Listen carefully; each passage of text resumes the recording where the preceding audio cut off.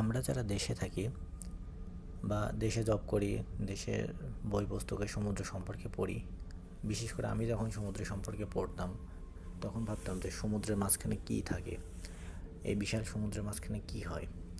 তো আমরা যারা আল্লাহর রহমতে বাণিজ্যিক জাহাজে জব করি তারা এই বিষয়টা দেখতে পারি। তো দেখেন, আমরা আসলে আছি ইন্ডিয়ান ওশানের মাঝখানে।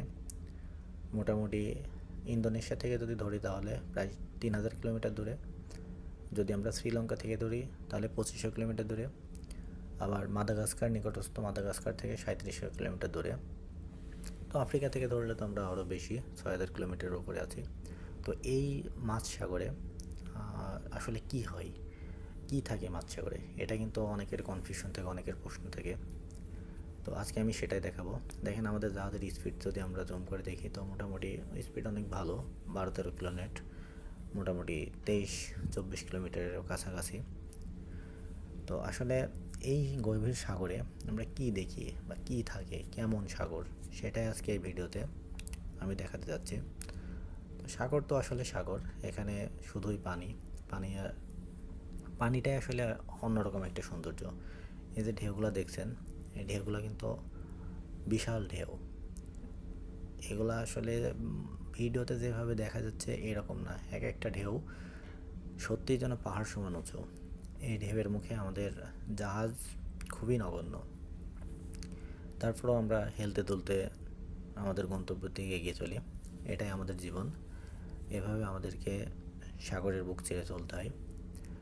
তো এই চলার পথে আমরা বিভিন্ন সময় বিভিন্ন প্রতিকূল পরিবেশের সম্মুখীন হই। তো আজকেও মোটামুটি, আজকে না বেশ কিছুদিন যাবত এই ভারত সাগরে মোটামুটি এরকম প্রতিকূল পরিবেশ দেখতে পাচ্ছেন।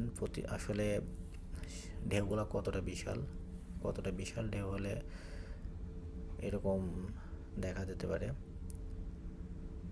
দেখেন, এই যে ঢেউ যেটা, সেটা কিন্তু ভয়াবহ সুন্দর, আসলেই ভয়াবহ সুন্দর। কারণ এই উত্তাল সাগরে এগুলাকে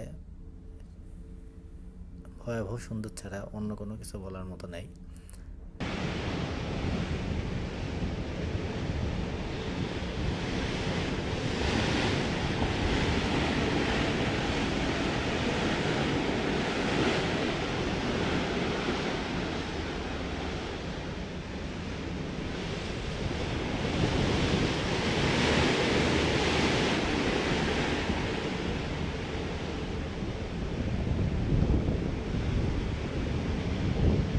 আসলে মানব চক্ষু ছাড়া এগুলার প্রকৃত সৌন্দর্য উপভোগ করা সম্ভব না।